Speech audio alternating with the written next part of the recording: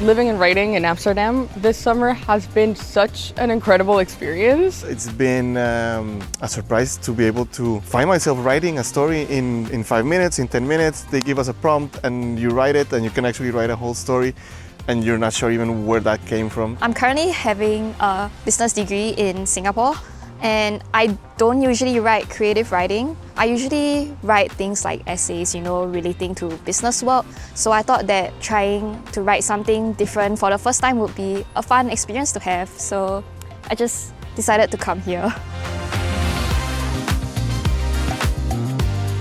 The course Creative Writing from Inspiration to Craft is designed for writers who are starting their writer journey, but also advanced writers find the program extremely enriching and inspiring as it fuels their ongoing writing projects. What it's really given me is a routine and a way in which to incorporate writing every day into my life.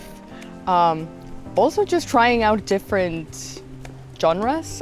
I've never written dystopian, sci-fi, and recently we had to do a prompt about that, and turns out I actually really enjoy it. I would have never thought I'd like that.